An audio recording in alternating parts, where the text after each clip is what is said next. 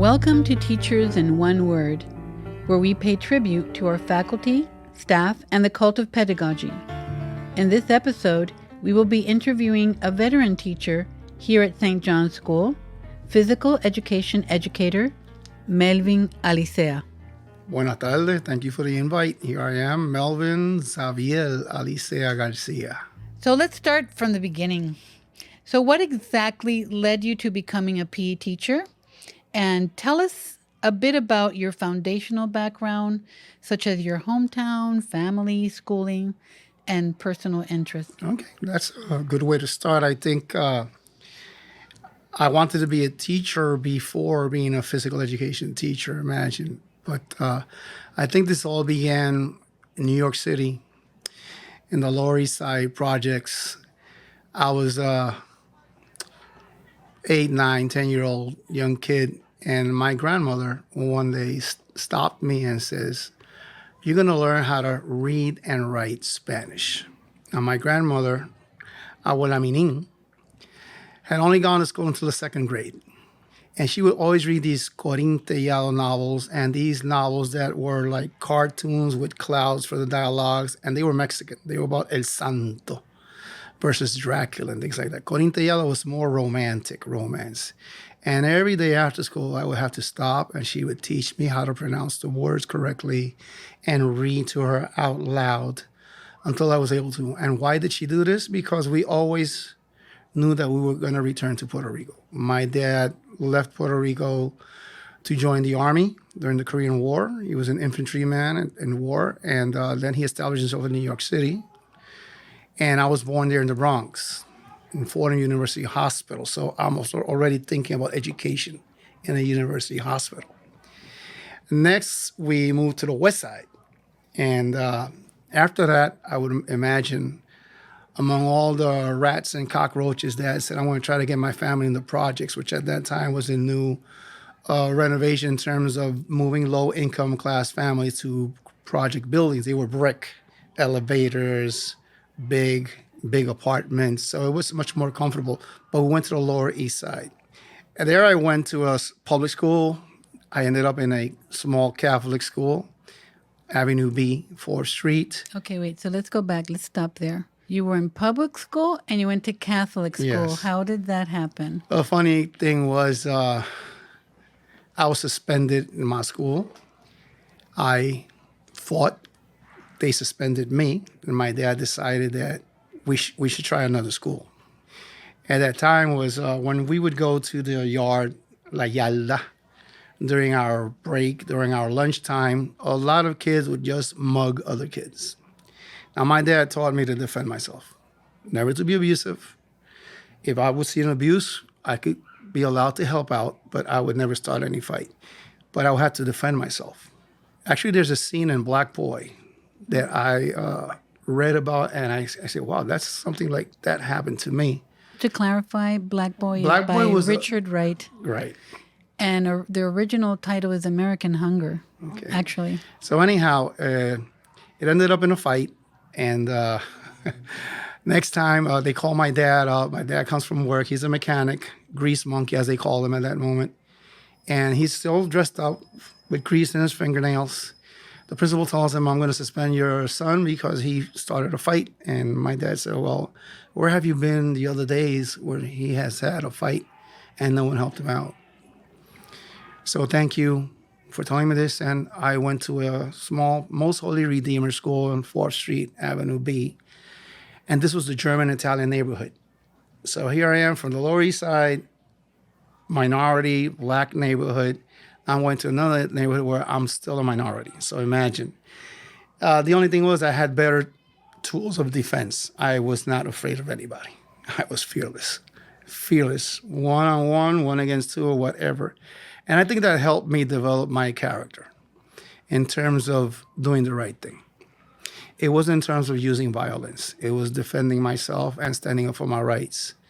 So when finally Dad says, we're returning to, my dad called Puerto Rico Paraíso. And all of a sudden, at home, we would talk Spanish, right? But we didn't read or write Spanish. But Grandma, second grade education, she knew how to read and write. So she taught me. And when we get to Puerto Rico When did you get to Puerto Rico? in 70, And you were how old? 12 going on 13. So here I am in the land of the free. I had never seen so much green, okay? And years later, I ended up living in Rio Grande.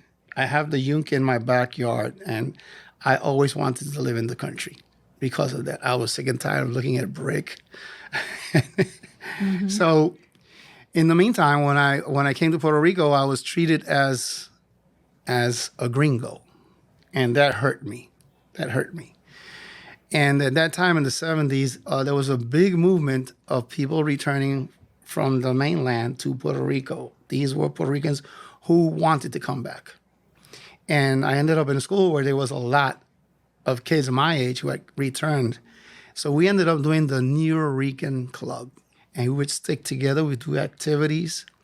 Actually, this was Caguas, and we would come to Old San Juan on Saturdays, take a public car, and then rent bicycles. We would just have fun, enjoy the sun, the beach, and then return by before the evening to our own homes. And that was fun. In the meanwhile, I was involved in sports. I like sports, but I was always in the honor groups also. So I was a weird combination of academia with being physically active and having, the skill to play and compete. But why did I become a teacher? I'm going to go a little bit back. Imagine you're 9 years old and your birthday present dedicated to you is Webster's second edition dictionary. Giant volume, at least 20 pounds, probably more. And that was mi orgullo, because my dad said, to be educated, you have to learn how to speak. And you have to learn how to understand words. So I want you to try to read as much as possible from this dictionary. And that dictionary had an atlas, had history, had the Declaration of Independence, a lot of things except Puerto Rico. Puerto Rico with a little dot. So my dad bought me a globe to show me where we were in terms of the world. He says, you see that? We are that small, but we have a bigger heart.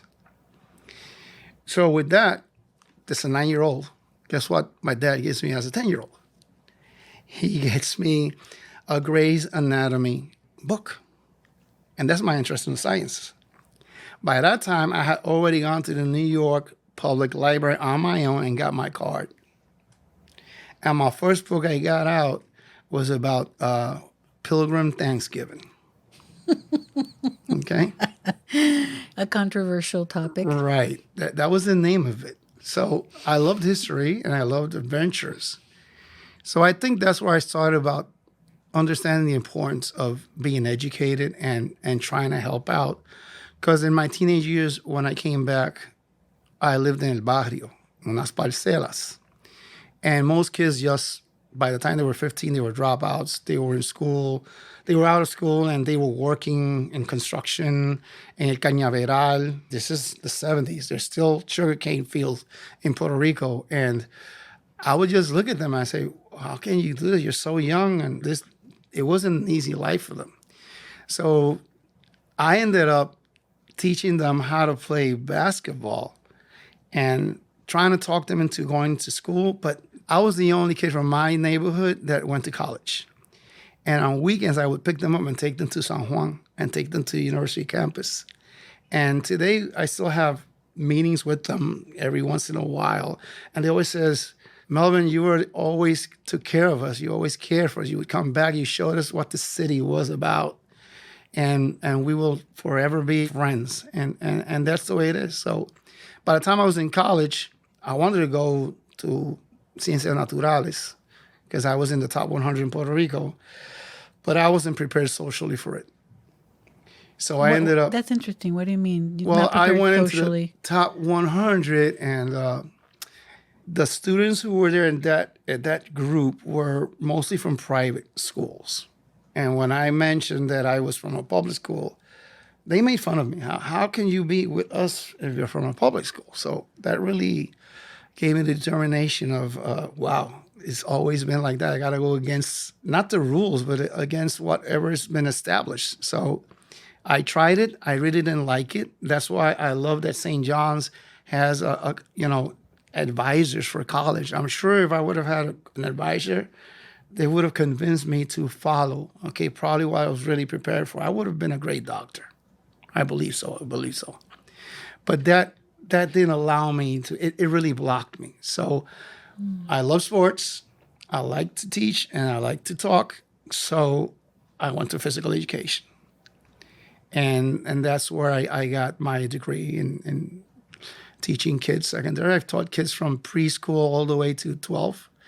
And I got here in 1988 after already beginning to teach in 1980. So I've been teaching for 42 years and 35 here at St. John's in my 35th.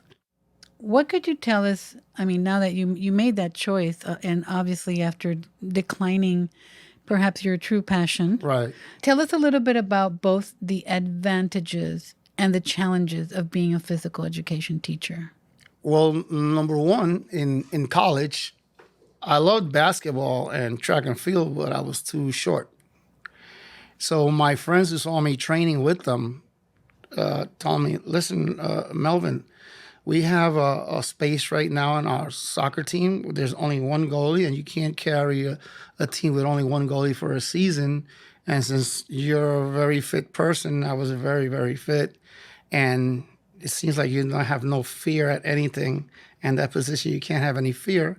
So they started teaching me how to play the position. I said, soccer? I don't understand that sport. You guys move 20 yards in the front, and then you return back. That I don't understand what that is about. So they got to me and they convinced me, and that helped me. They waived my tuition. I got work study program. I was making money, and I liked the environment.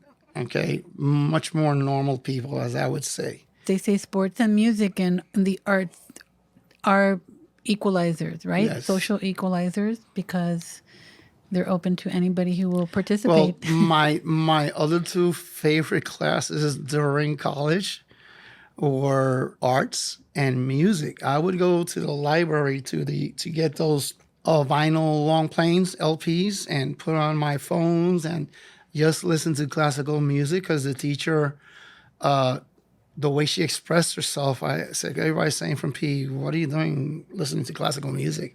And I said, it's relaxing. It's something different.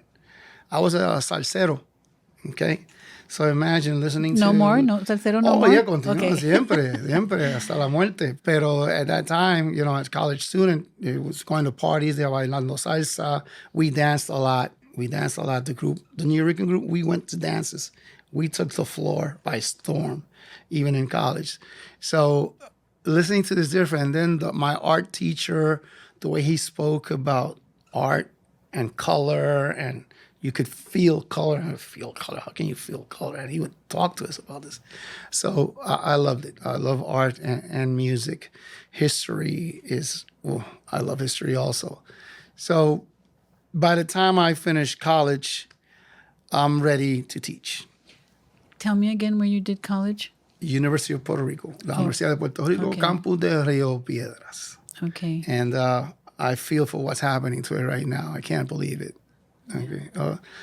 A country that's not proud of its educational resources is doomed. And I think that's part of our problem right now. It's all education and instruction. Education at home, instruction where the books are.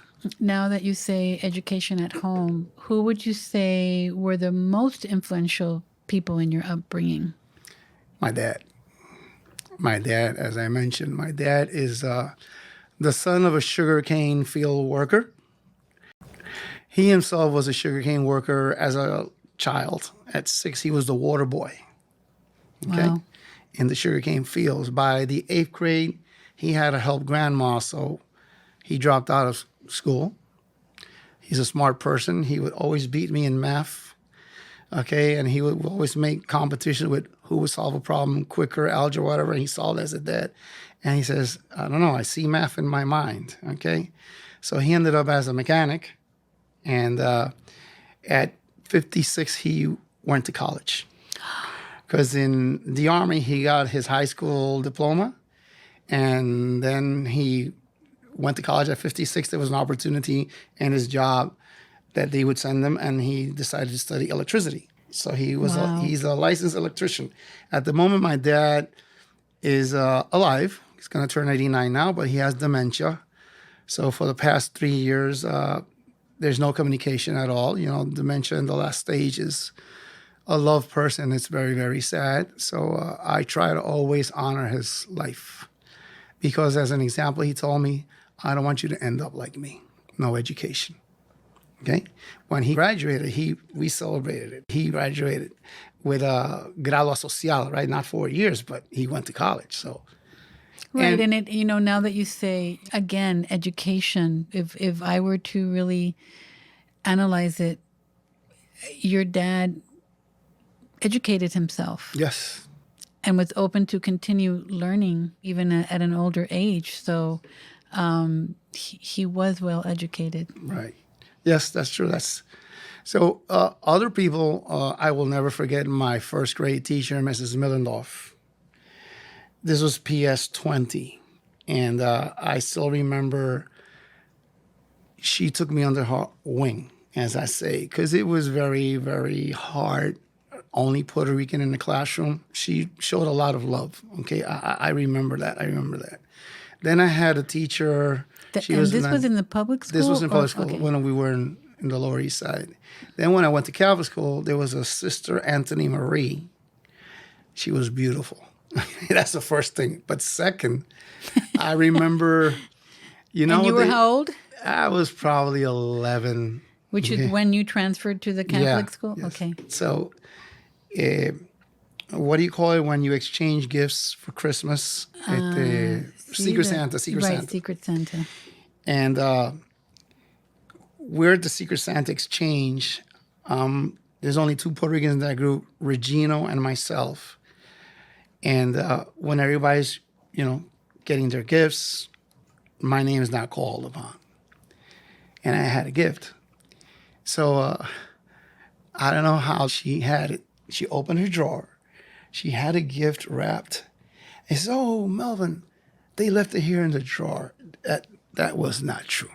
She probably knew that some emergency would always happen like this. It wasn't the first time. And she handed me over. Later on, I said, that was not true. Everybody had their gifts when we returned it. She had that on. So I always remember her as being passionate to her kids, okay?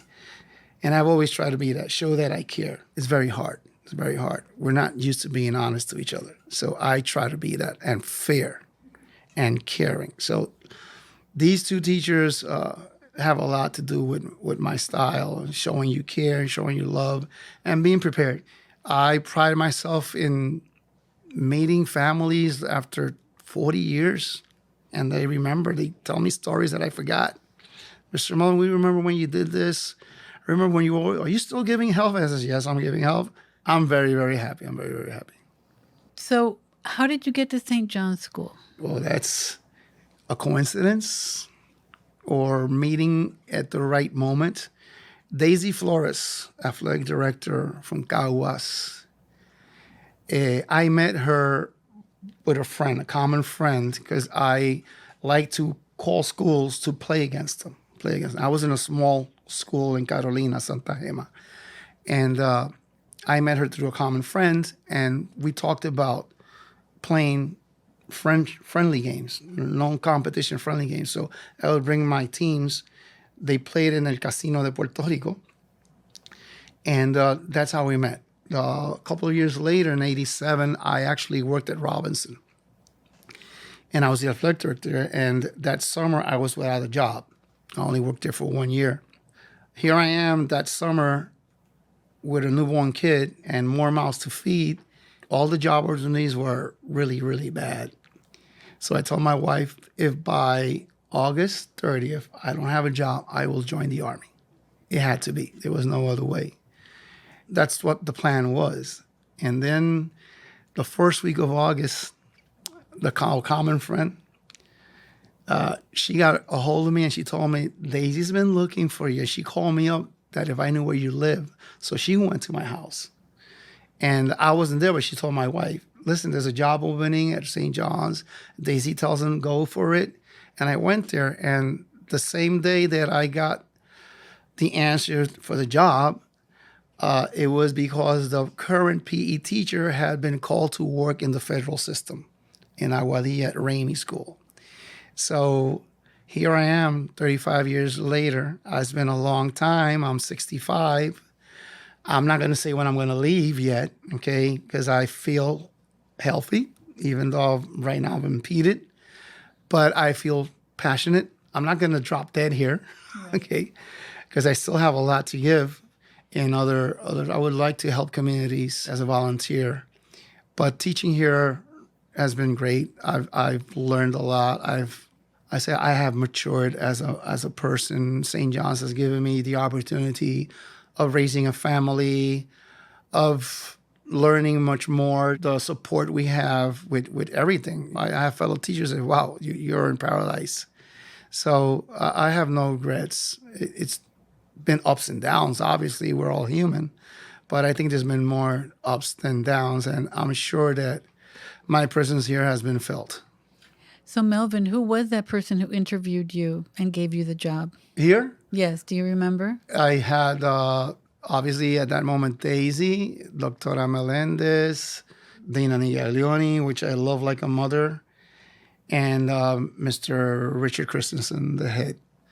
When I left, I remember one of the secretaries told me, you're going to get the job because we've seen the other people who have come, and we like the way you sound. I had hope. I wasn't sure because I was like against time. Mm-hmm. But by the time I got home, my wife tells me, you got a call from St. John's to go tomorrow and sign your contract. So I said, they told me they'd call me later on already. Yeah, go tomorrow. And the funny thing is, I have to share this. It's the first day where everybody's together and they all go to a restaurant to celebrate. This was like, and Daisy, God help her, always, I love her. I was okay dressed, but everybody was so elegant. And Daisy goes, what's happening? I don't feel right. I'm sporty, but this is elegance. Says, do you have nice clothes, as you say? I said, yeah, at home, but I have público. I was taking the bus. I couldn't afford to have gasoline in my car. So Daisy lends me a car. Says, go change. Pick me up here. We'll go to the restaurant. So when we returned from the restaurant, I did that. I go to the office, and they always says, check your box. So I open the box, and there's an envelope to my name, and there's a check. So I go to the business department, and I tell the business person, I think there's a mistake. I just signed the contract this morning. There's already a check. And I had worked where you would get a check every month at the end of the month. So if you started working in August, you got the check at the end of August. So he just laughed at me. He says, do you still have your contract on you? Yeah, sure. I hadn't gotten home yet with the contract. Open it. So when I start reading it, it says, Melvin Alicea, instructor, you're going to get paid so much, divided into 24 quincenas in equal amounts. And I had never heard quincenas. So I go, what's this? He says, that's your first quincena. You're going to get 23 more checks after that. I go, I celebrated that check like ever. So I will always remember that. And I tell people, you have to appreciate what you have and how you got it. So I appreciate a lot the opportunity here. And I get emotional because I've gone through a lot of stuff. And I'm very lucky to have a life partner, my wife. Very, very lucky. Wow. So you really have been here to see yes, a lot and go through a lot. Maybe this next question you'll definitely be able to answer. So talk to us a little bit about the adaptability shifts PE teachers in general had to endure in the past years, having gone through an extended pandemic and other external obstacles. Here you are, a veteran teacher. You've taught PE for all these years. There's a way you guys do things. It's, direct contact with the students, outdoors. What did you guys do to adapt and continue the motivation of your students especially those that are really into Right. sports. Well, first thing is you have to count on a group of people who are as passionate as you are. And I think that the physical education department has always counted on with that type of person, that they're not just going to wait for things to happen. If they don't happen, we're going to make something happen. So all of a sudden when this happens, on a Friday we're in school, and then the next week we're going to have to start getting our laptops and we're going to start virtual training. Everybody goes crazy, but we didn't give up.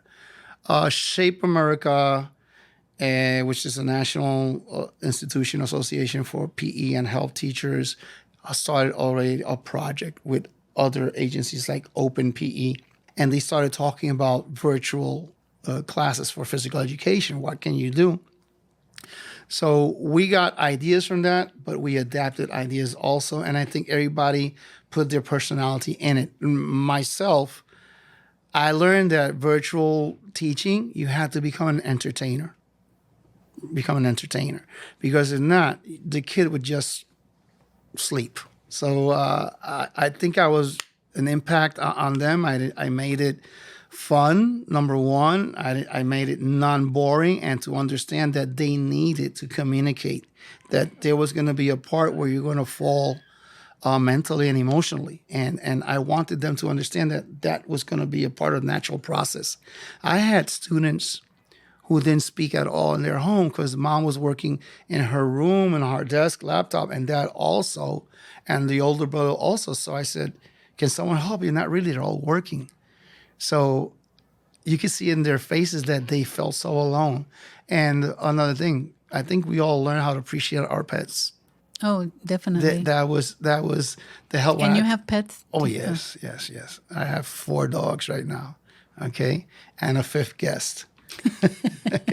So a guest that is going to probably stay forever. So far, it looks like it. So anyhow, I think we accepted the challenge and we stepped up. Ever since I've been here, one of the things I saw in terms of physical education, not sports, I don't like to combine the two things. Sports is a section where, as the physically educated child can become motor skilled, efficient, and use those motor skills to be efficient in a specific sport. So I can be motor skilled for basketball, but not for golf. I can jump, but maybe I can't run for a long period of time. And then you choose what you like. Obviously, Puerto Rico, we love basketball, but baseball is my passion. That's baseball. And that's because of my dad. My dad would take me to the Riverside, Lower East Side parks to play baseball, learn baseball. But my dad played baseball. He told me he taught South Korean soldiers how to play baseball. So when the World Classic, when I saw Dad, those team from South Korea is really good. He says, those must be the grandchild of some of the South Korean soldiers that we taught them how to play baseball in Korea. Trained by a Puerto Rican. Yes, we thought they had never played baseball. So they must be from that. That would be a great bloodline. That would be a great episode. Somebody doing studies, right? And get into that. Most likely they will find it. Well, they say Boricuas are everywhere. Sí, and do así es. so. Hasta en la luna. And how has the physical education curriculum developed from the time you started to now? I mean, what it has, are the kind of new trends? Or? I think we are now, we stick more to our standards, to our benchmarks, to content. And at the same time, we're aligned with Shape America, which comes from NASP. And we've gone to conventions, virtual convention, imagine a virtual convention. We went to Boston in 2017 as a group. It was great. And I think that if I were to compare it to any other PE staff in any school, private, public, we would be tops. So explain to me a little bit the details of this Shape America. Yes. When you say content, when you say standards. Well, Shape America is the result of NASP, where all physical education, health teachers, dance instructors, recreational specialists got together to start forming a curriculum. standardized. People used to think PE was game time. It was game time. I was educated in school that PE was okay. If you want to play basketball, pick up a ball and play. If you want to play volleyball, go there. If you want to play cards, you go stay on the bench. That was PE. I didn't like that part of PE. And most schools where the PE teacher is overworked, a PE teacher in an average school out there gives class once a week because they give class probably to 4 or 5 grades and they have limited space. Here we have 7 staff members alone. We have limited space, but I think we use it wisely and we share it because we're committed to excellence. That's the important thing, to provide more than just handing out a ball and playing. What's going to happen there? So I think that in general terms, we have developed into a serious profession. Physical educators, not only coaches or instructors, as people say, and I'm quite satisfied with my impact on it. When I came here, I had a lot to do with these things about, getting quality PE at St. John's. And I said, we've always had the benefit of having people who accept the ideas. Because you can have the best ideas, but if the people around you don't accept them, you're not going to go far. You're not going to go far. And what have been some of those ideas that you guys have introduced? Well, the first thing was that we separated boys and girls. Daisy would give class to the girls. I would give class to the boys. And I would say, why do we do that? We live together. I said, well, that's the way it is. Let's try it together. And that happened. Then I said, why don't we have health as part of the curriculum? I said, never thought about it. So we got health. I said, Daisy, I think we should be certified as first aid providers. And she says, why? Because we're working where kids are going to fall, scrape themselves, bang their heads. We got to get ready. There's no nurse here. We did that. And then we had, it was more like sports oriented. And I said, no, we have to work on motor skills. If you're going to teach a kid how to throw and catch, you have to teach them how to use their arms, how to be balanced, how to be agile. So that's a process. So we got everybody involved with the elementary school teachers. And it's a process according to age as well. Yes.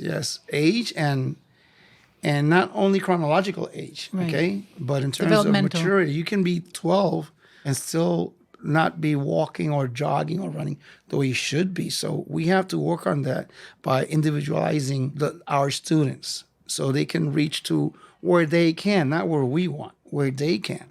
So if you want to throw a ball as far as you can, and that's as far as you can, that's your limit. I can't tell you have to throw the ball this far.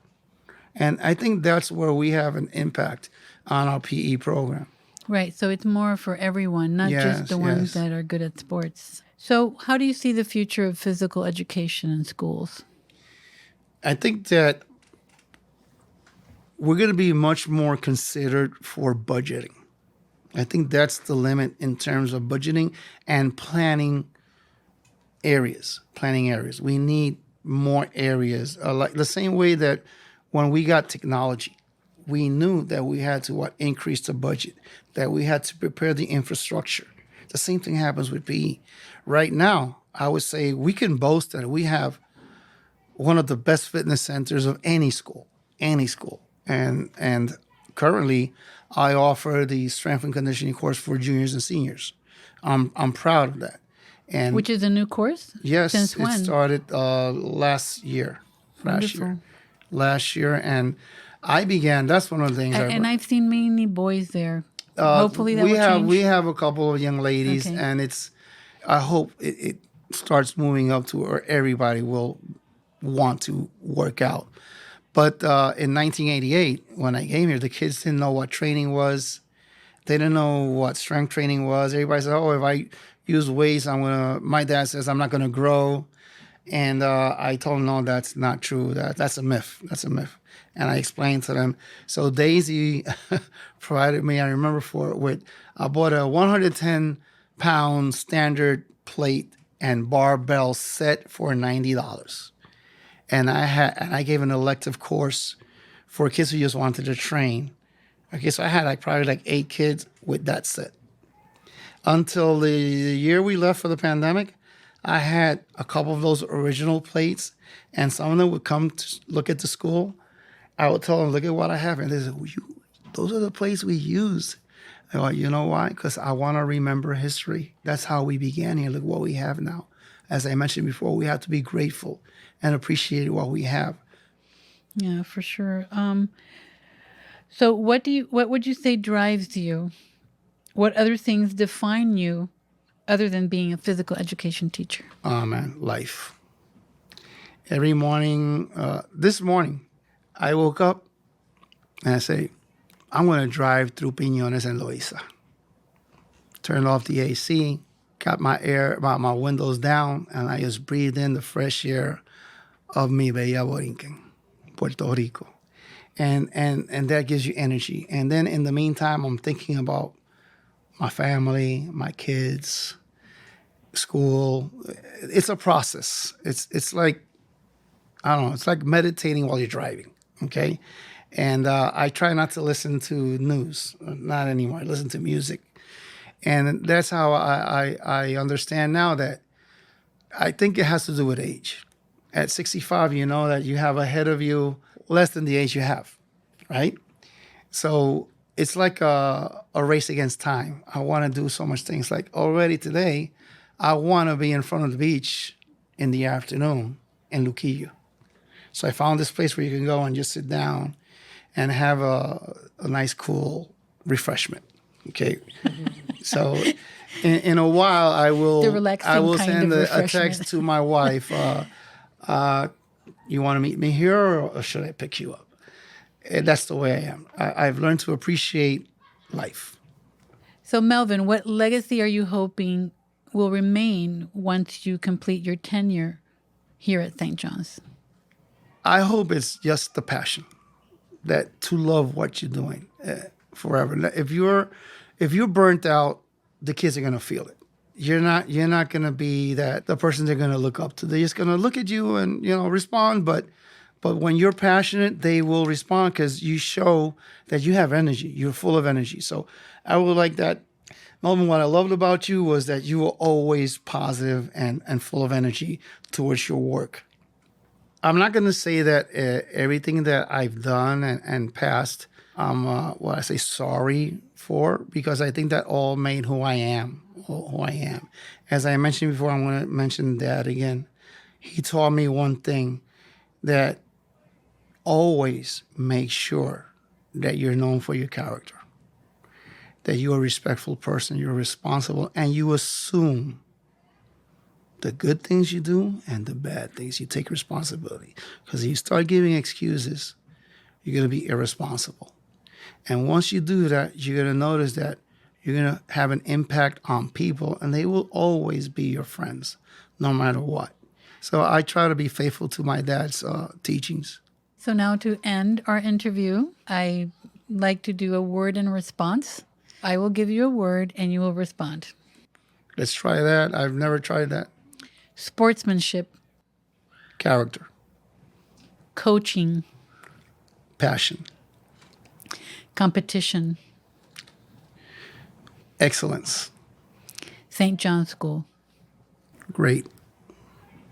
So that's it for our program. Melvin, this has been an amazing interview. Thank you so much for this time that you've given us. Thank you. And for your hard work. I appreciate it. Yes, thank you very much.